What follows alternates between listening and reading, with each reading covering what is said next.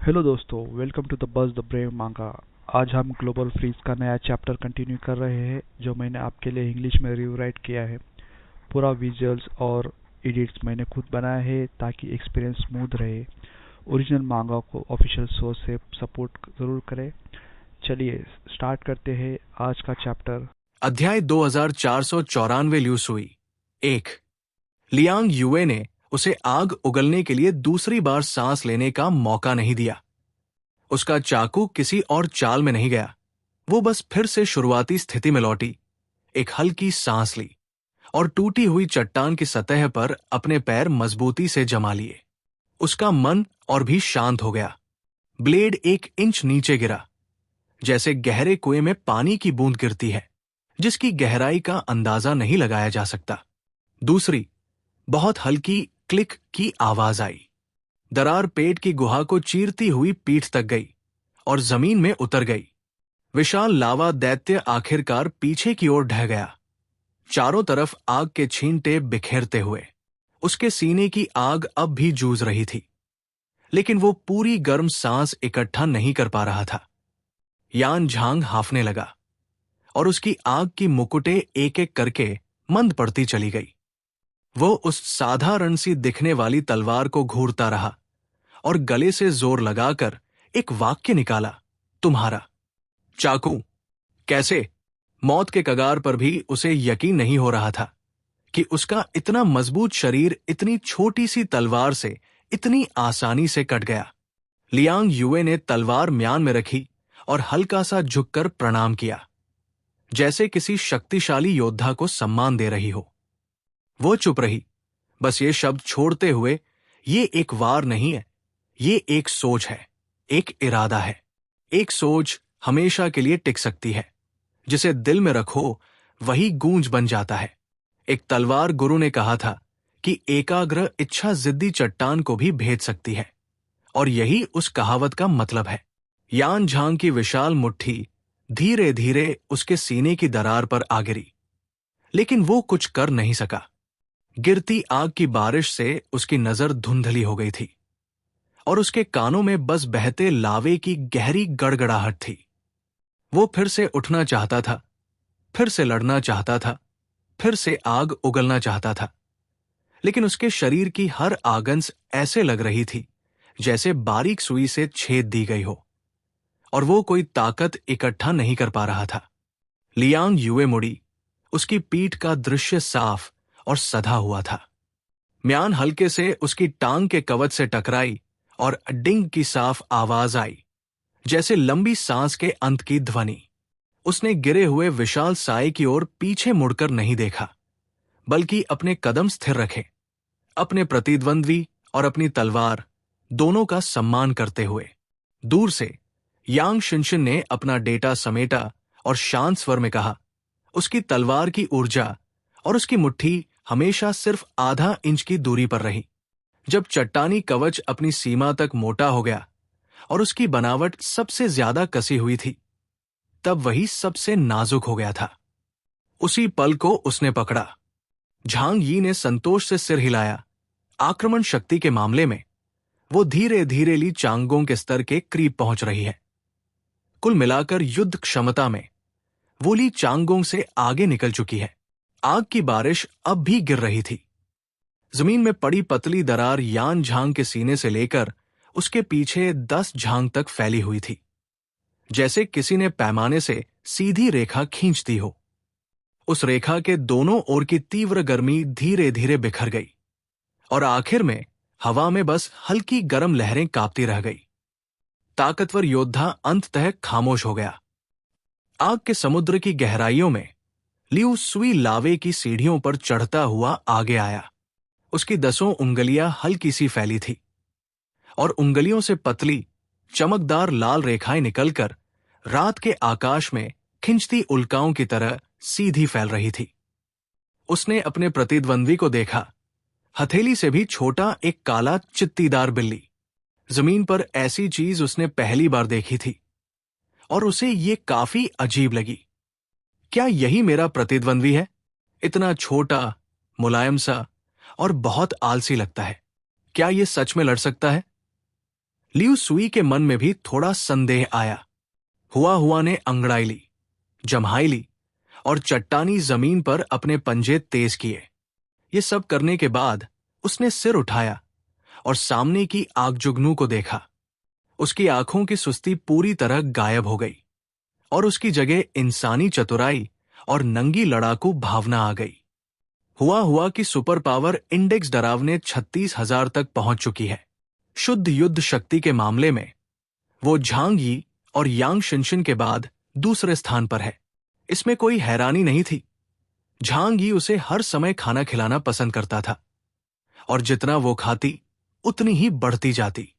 उसकी बुद्धि अब कुछ इंसानों के बराबर बल्कि उनसे भी आगे निकल चुकी है। म्याऊ! एक बिल्ली की दहाड़ ने आसमान और धरती को हिला दिया। हुआ का शरीर अचानक विशाल हो गया और वो 200 मीटर से भी ऊंचा एक दैत्य बन गई। जोरदार धमक के साथ उसकी पीठ पर विशाल काले पंख फैल गए और भयानक तूफान उठ खड़ा हुआ। 2 काले लोहे जैसी पूंछें अजगरों की तरह उसकी पीठ पर लहराईं। काले और सुनहरे दानवी कवच कंधों के पास से बंद हो गए और सिरे पर लगी नैनो ब्लेड हल्के से झूली, आधे चांद जैसी ठंडी रोशनी खींचते हुए।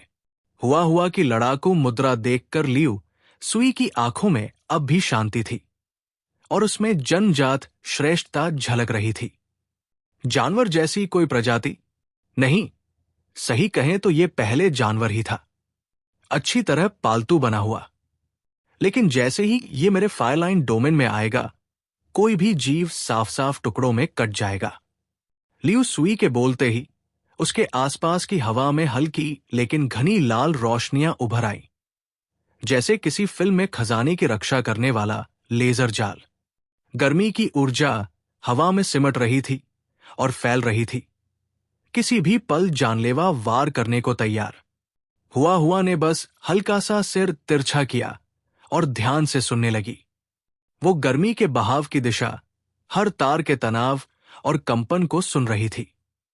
बिल्ली प्रजाति की इंद्रियां बेहद तीखी होती है। वे जरा सी भी गड़बड़ी पकड़ लेती है। अगले ही पल लियू सुई ने हथेली उठाई। अनगिनत सुपरहीटेड धागों से कटने के दर्द को महसूस करो। उंगलियों से हजारों आग की तांतें फूट पड़ी, हवा में एक विशाल जाल बुनते हुए।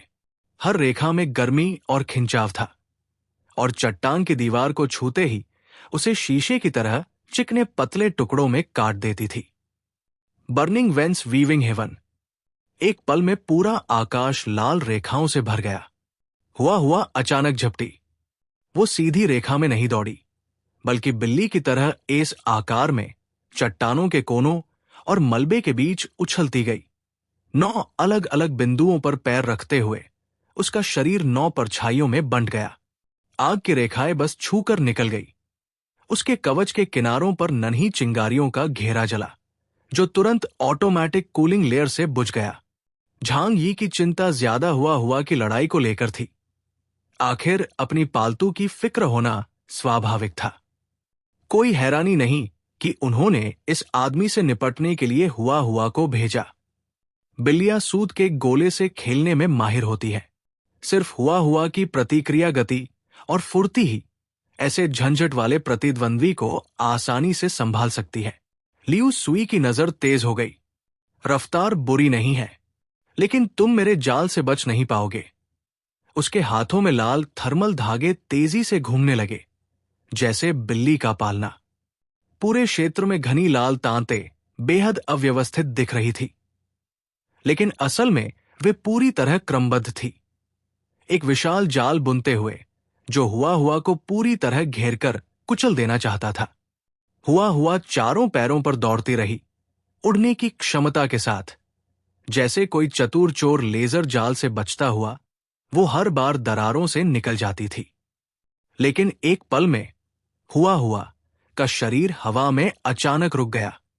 उसकी अलग अलग रंग की आंखें सिकुड़ गई, दूर खड़े लियू सुई को घूरते हुए, जो रेशमी धागों से उसे कस रहा था। अचानक उसने सिर उठाया, सीने में ताकत भरी और उसकी आवाज फट पड़ी। ग्र, गड़गड़ाती दहाड़। आग के समुद्र में ध्वनि तरंगे परत दर परत गूंज उठी न। हवा ऐसे कांप उठी जैसे किसी दैत्य के पंजों से खुरची गई हो। और उसी पल सारी आग की रेखाएं हिल गई। जाल का तनाव बिगड़ गया और दर्जनों लाल तार चटाक की आवाज के साथ टूट गए, हवा में चिंगारियों के छल्ले बनाते हुए। जानवर की दहाड़ से शक्तिशाली ध्वनि तरंग बनाकर मेरी थर्मल तांतें काट दी। दिलचस्प। लियू सुई ने कलाई झटकी, टूटी हुई तारों को पल भर में बदल दिया और उसके कवच की दरार से नई तारें निकल आईं। उंगलियों की हल्की थरथराहट के साथ जाल फिर से बंद हो गया, लेकिन मेरी रेशमी तांतें पूरे लावा दरिया को ढक सकती है। ये कभी खत्म नहीं होंगी। अध्याय 2495 लियू सुई 2 व्हील ऑफ सेवरेंस। तेज चीख के साथ लियू सुई ने लाल जाल को समेट दिया, जो सिमटकर एक विशाल कटिंग व्हील बन गया और डरावने घूर्णन दबाव के साथ ऊपर से नीचे गिर पड़ा। हुआ ने अपने पिछले पैरों से जोर लगाकर छलांग मारी। वो सीधे उस लाल पहिए की ओर कूदी। उसकी पूंछ की ब्लेड घूमी और एक ही वार में 3 हिस्सों को काट दिया। नैनो ब्लेड ने बंद जाल में एक दरार चीर दी। उसी पल उसने हवा में ही अपनी दिशा बदल ली। कमर मरोड़ते हुए उसके दोनों आगे के पंजों ने 2 आग की तारों को पकड़कर जोर से फाड़ दिया। जाल का संतुलन केंद्र से बिगड़ गया, घूमना टूट गया और टूटी हुई तांतें अचानक बारिश की तरह चारों ओर उड़ गई। लियू सुई ने भौं उठाई और अचानक अपनी 10 उंगलियां एक साथ जोड़ दी। सारी ढीली तांतें वापस खिंचाई और सो लाल सुइयों में बदलकर कांटेदार ढंग से पलटकर टूट पड़ी। हुआ की पुतलियां अचानक सिकुड़ गई। वो पीछे नहीं हटी।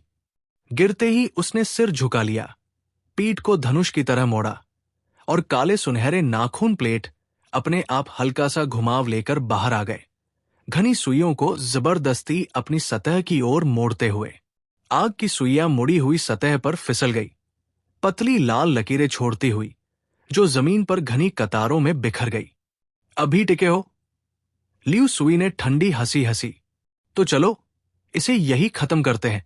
उसने दोनों बाजू सीधे फैलाए, 10 उंगलियां पूरी तरह खोल दी।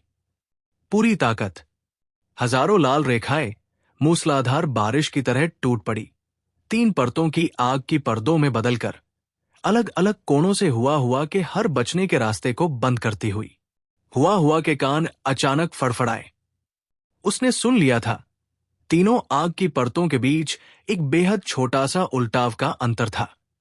अभी हुआ जमीन से तेजी से दौड़ी।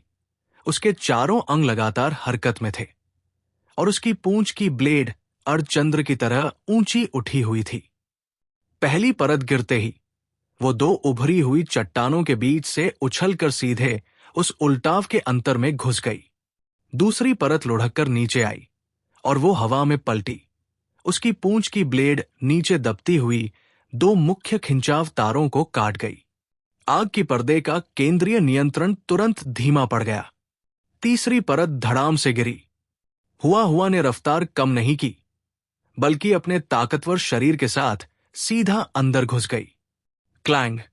धुरी का कोना मुख्य बीम से टकराया और चकाचौंध कर देने वाली सफेद रोशनी फूट पड़ी। उसी समय उसने मुंह खोलकर दूसरी दहाड़ छोड़ी, जिसकी झटकों ने बची हुई ऊर्जा को केंद्र से दूर धकेल दिया। लियू सुई एक पल के लिए सन्न रह गया। पहली बार उसने तारों के जाल पर पूरा नियंत्रण खो दिया था। हुआ लगभग उस पर पहुंच चुकी थी। उसके आगे के पंजे बिजली की तरह चले, बाएं-दाएं लगातार वार करते हुए। 3 पंजे सीधे लियू सुई के कंधे, कोहनी और कलाई के 3 अहम बिंदुओं पर गिरे। धातु के टकराने की आवाजें लगातार गूंज उठीं और आग का स्रोत झटकों से बार बार सुन्न होता चला गया। मेरी कमजोरी ढूंढ रहे हो? लियू सुई की आंखें ठंडी हो गई। उसके पीछे अचानक रोशनी भभक उठी। एक के बाद एक आग जैसे लाल स्पूल तेजी से घूमने लगे, हुआ को फिर से दूर उछालने की कोशिश में। हुआ पीछे नहीं हटी। उसकी पूंछ की ब्लेड अचानक मुड़ी और रस्से की तरह लाल धागों के एक गुच्छे में लिपट गई। फिर उसने कमर जोर से घुमाई। संतुलन के उसी पल के टूटने में हुआ के नुकीले दांत पहले ही उसकी गर्दन के पास नाखूनों की जोड़ में धंस चुके थे और उसकी जानवरों वाली आंखों में ठंडी तल की मंशा चमक उठी थी। चटाक! हुआ के दांतों के जोर लगाते ही नाखूनों की जोड़ फट गई। लियू सुई दहाड़ उठा और पूरा आग का जाल सिमटकर एक विशाल भाले में बदल गया, जो सीधे हुआ के सीने में घुस गया। हुआ ने अपने पंजों से जमीन थामी। उसका शरीर बहुत कम दूरी में पीछे झुका। भाले की नोक उसके ब्रेस्टप्लेट को छूती हुई गहरी दरार छोड़ गई। उसकी लोहे जैसी पूंछ पीछे की ओर पलटी। क्लैंग! आग का भाला मुड़ गया और लाल बारिश की तरह फट पड़ा। हुआ जमीन पर उतरी। उसका संतुलन बदला और वो आगे झपटी, चारों पंजे एक साथ चलाते हुए, इतनी तेज कि बस काली परछाइयों की लकीर बची। वो जानलेवा वार नहीं कर रही थी, बल्कि उसी एक दरार पर लगातार नुकसान पहुंचा रही थी। 3 बार, 5 बार, 7 बार। हर बार लियू सुई के कवच को आधा कदम पीछे धकेल देता था। आखिरकार उसने सिर पीछे झुकाया, गहरी सांस ली और अपनी तीसरी दहाड़ छोड़ी। उसका सबसे ताकतवर हमला। गहरी अंधेरी ऊर्जा उसके गले में सिमटी, फिर विनाश की किरण बनकर फूटी और लियू सुई की ओर भयानक वेग से जा टकराई। घना आग का जाल जोरदार टक्कर से पूरी तरह बिखर गया, जैसे उलझा हुआ सूत का गोला। लियू सुई की 10 उंगलियां लड़खड़ा गई। उसकी क्षमता में एक बड़ा छेद खुल चुका था। स्विश! रक्षा में आया वो अंतर हुआ की तेज नजर से नहीं बचा। हवा में एक झटके में वो लाल रेखाओं की परतों को चीरती हुई लियू सुई के सामने पहुंच गई। हुआ के तेज पंजे फटी हुई नाखून प्लेट में धंस गए। ठंडी रोशनी की एक झलक चमकी। लियू सुई की रीढ़ अकड़ गई और उसका सीना और कंधे की प्लेट जबरदस्ती 2 हिस्सों में कट गई। वो अविश्वास से अपने गिरे हुए बाजू के कवच को देखता रह गया, तारों को फिर से जोड़ने की कोशिश करता हुआ, लेकिन वो अब कोई तनाव इकट्ठा नहीं कर पा रहा था।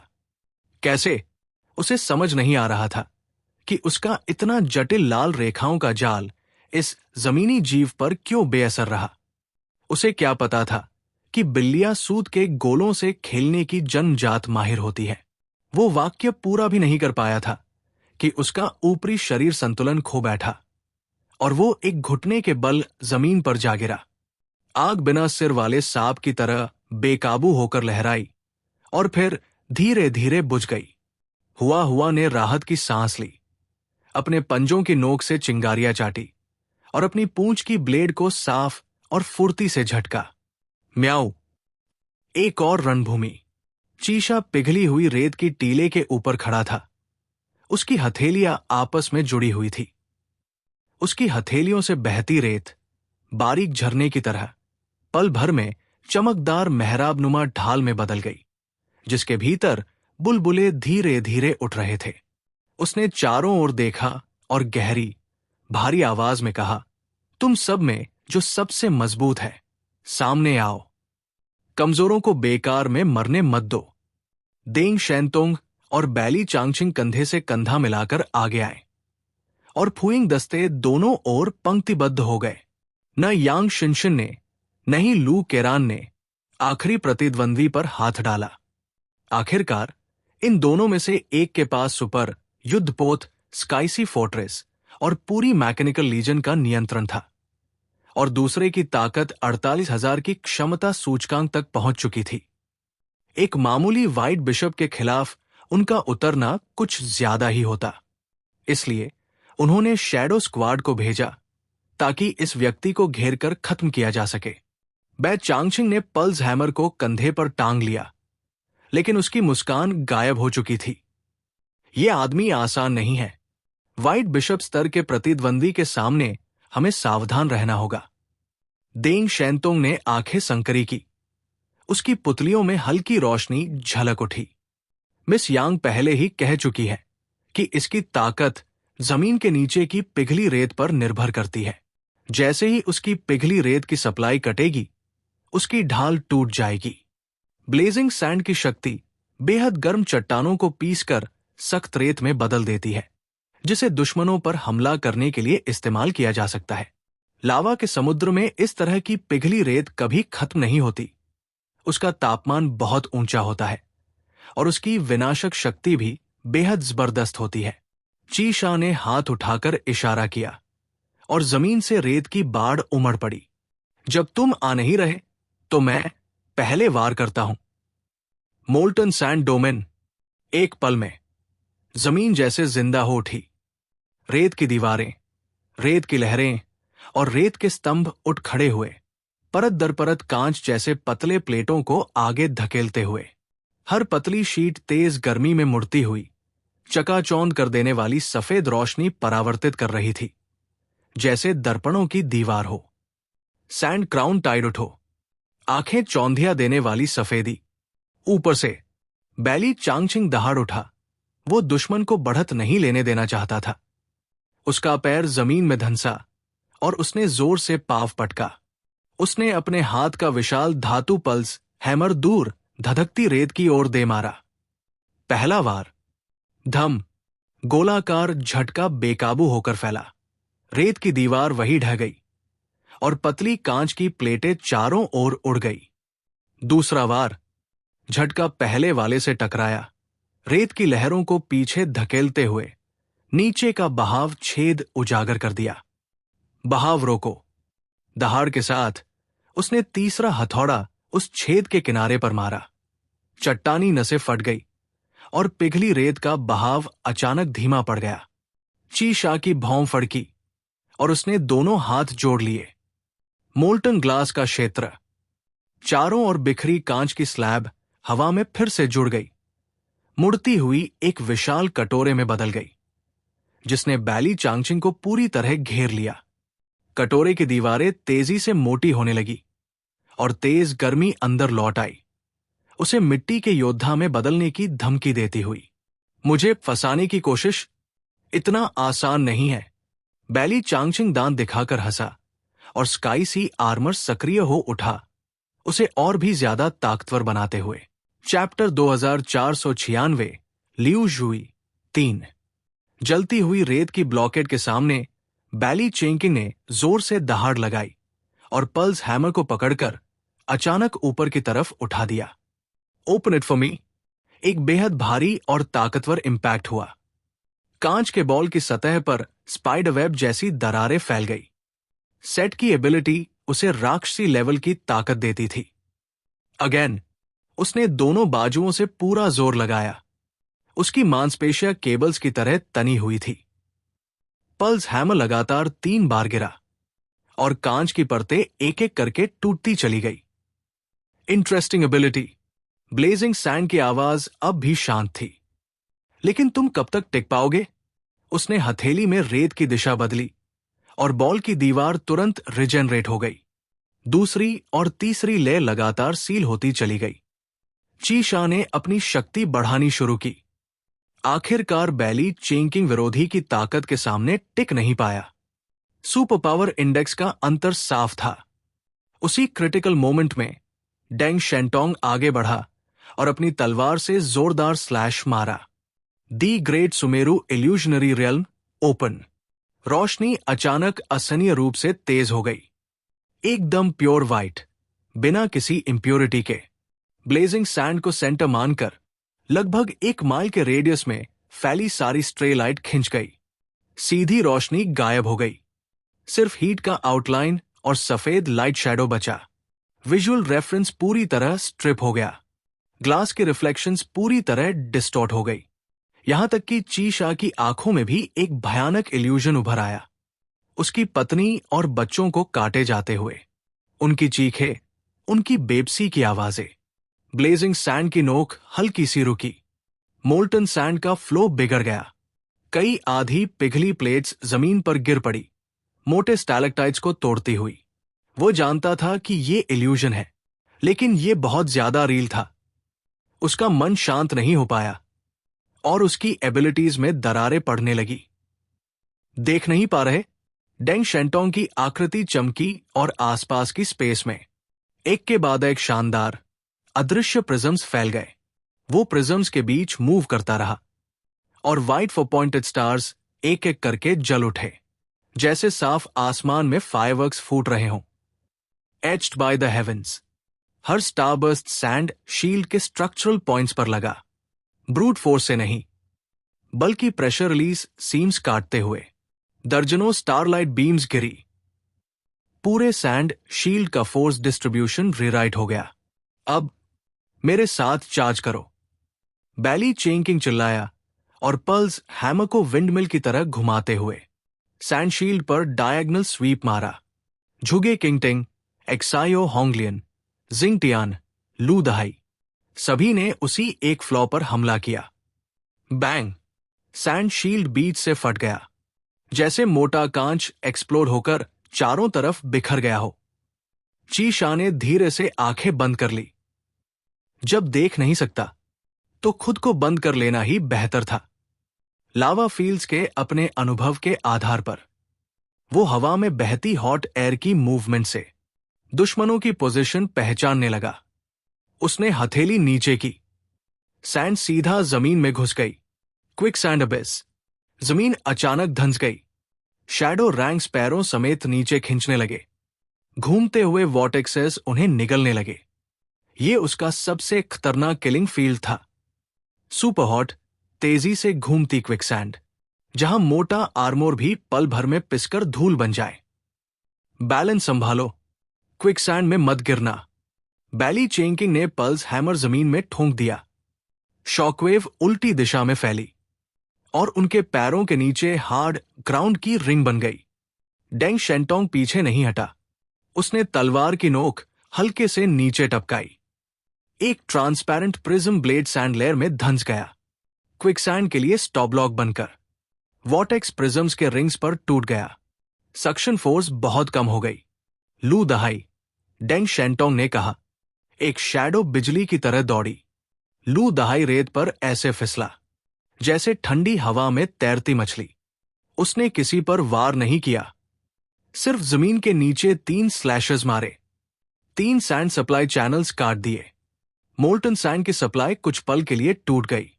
जमीन हल्की हो गई। पहली बार ची शा की भौहें गहराई से सिकुड़ी। उसकी हथेली में सैंड का फ्लो साफ धीमा पड़ गया। अभी खत्म नहीं हुआ। दूर से एक्सायो होंगलियन ने ऊपर देखा। उसकी हथेली में फ्लेम्स खिले, इग्नाइट करने के लिए नहीं, बल्कि मोल्टन सैंड से हीट एनर्जी एब्जॉर्ब करने के लिए। उसने क्विकसैंड के किनारे का टेम्परेचर जबरदस्ती गिरा दिया। सिरपी लाल मोल्टन सैंड असल ग्लास में बदल गई, इतनी ब्रिटल कि हल्की सी छुअन में टूट जाए। जिंगशंस आर्मी, जिंगटियान ने बैटल एक्स ऊंचा उठाया। नीली रोशनी पूरी रैंक्स पर बरस पड़ी। स्ट्रेंथ, स्पीड, परसेप्शन, सब कुछ सर्ज हो गया। रश! बैली चेंकिंग ने स्वीपिंग स्ट्राइक मारा, जैसे कोई विशाल दरवाजा घुमाकर रास्ता खोल रहा हो। क्विकसैंड के किनारे से रास्ता साफ हुआ। शैडो वॉरियर्स हार्ड ग्राउंड पर ट्रैप से बाहर निकल आए। ची शा ने गहरी गर्म सांस ली। उसने फिर से हथेलियां जोड़ दी। पूरे डोमेन को दोबारा बनाने की कोशिश। The sandstorm domain, rise again. Deng Shentong की आंखों में ठंडी चमक और गहरी हो गई। हर बार जब तुम डोमेन बनाते हो तो अर्थ कोर से सैंड फ्लो चाहिए, स्टेबल टेम्परेचर डिफरेंस चाहिए और फील्ड ऑफ विजन में रेफरेंस पॉइंट चाहिए। अब जब हमें तुम्हारी एबिलिटी का मैकेनिज्म समझ आ गया है तो हमारी नजरों में तुम फ्लॉस से भरे हो। उसने हल्की सी सांस छोड़ी और तलवार हॉरिजॉन्टली थामी। Great Sumeru, noise. Blazing sand अब लाइट खो चुका था। वो सिर्फ हवा में हीट फ्लो की डायरेक्शन से अटैक्स और पोजीशंस पहचान रहा था। लेकिन डेंग शेंटोंग ने हेवन एच्ड प्रिज्म्स को यूज करके भारी एनर्जी नॉइज पैदा कर दी। हर प्रिज्म से मैसिव इंटरफेरेंस फूटा। ची शा का पूरा स्पेशल जजमेंट कोलैप्स हो गया। उसकी एबिलिटीज अब टारगेट को हिट ही नहीं कर पा रही थी। लेकिन मैं अभी हारा नहीं हूं। उसने हथेलियां फैलाई। सैंड फ्लो उलट गया। रेत की मूसलाधार बारिश गिरने लगी। ग्लास रेन कर्टेन, हर रेत का कण गिरते ही पिघल गया और नुकीले ग्लास फ्लावर्स बनकर फूटने लगा। Wide area sealing technique, perfect timing. बैली चेंकिंग हंसा। उसने पल्स हैमर जमीन में पटका और खुद को पूरी तरह बेयर हैंडेड छोड़ दिया। बाहें मोड़ी। Come on. सैंडस्टॉर्म गिरते ही उसने दहाड़ लगाई और लॉन्गबो की तरह बाहें पूरी खोल दी। Iron fist bombardment. उसने हवा में मुक्का फेंका, बेहद तेज। उसकी मुट्ठी मटके जितनी बड़ी। साउंड बैरियर से भी तेज लगातार पंचेस। आगे एक विशाल एयरवेव बन गई। साउंड वेव्स और प्रेशर वेव्स टकराई और पैरों के नीचे बनने वाले सारे ग्लास फ्लावर्स पाउडर बनकर उड़ गए। इंडिस्क्रिमिनेट अटैक के खिलाफ उसने सबसे ब्रूटल तरीका अपनाया। Golden chance. डेंग शेंटोंग हल्का सा हिला और ब्लेजिंग सैंड के राइट में प्रकट हुआ। 3 लगातार 4 पॉइंटेड स्टार स्लैशेस पीछे मौजूद मोल्टन सैंड शील्ड पर। वहां अंधा और असंवेदनशील ब्लेजिंग सैंड अपना फ्लॉ उजागर कर चुका था। सबसे दुखद बात यह थी, वो खुद अपने फ्लॉ से अनजान था। इस पल वो एक अंधा भरा इंसान था। Click click click. 4 pointed stars के विस्फोट से सैंड शील्ड में विशाल दरारें फैल गई। चीशा ने भौहें सिकोड़ते हुए जल्दी से वॉल रीबिल्ड करनी चाहिए, लेकिन तब तक बैली चेंकिंग आगे बढ़ चुका था। उसकी मुट्ठी सीधे अभी अभी खुले गैप में घुसी। बैंग। मेन शील्ड टूट गया। सैंडस्टॉर्म फट पड़ा। ब्लेजिंग सैंड को आखिरकार आधा कदम पीछे हटना पड़ा। उसका चेहरा अब शांत नहीं था। क्यों? उन्हें मेरी वीकनेसेस इतनी अच्छी तरह कैसे पता है? क्या हमारे बीच कोई ट्रेटर है? यहां आज का चैप्टर एंड होता है। मुझे उम्मीद है आपको यह पसंद आया होगा। कृपया मेरे गेमिंग चैनल को भी सब्सक्राइब करें। मैं सर्वाइव करने और कंटेंट बनाते रहने की कोशिश कर रहा हूं। आपका सपोर्ट मेरे लिए बहुत मायने रखता है। थैंक्स। दोस्तों, ये था आज का चैप्टर। आपको एपिसोड कैसा लगा कमेंट में ज़रूर बताएं। अगर आप मांगा स्टोरीज एंजॉय करते हैं तो वीडियो को लाइक करें और बस द ब्रेव मांगा को सब्सक्राइब करना मत भूलिए। मिलते हैं नेक्स्ट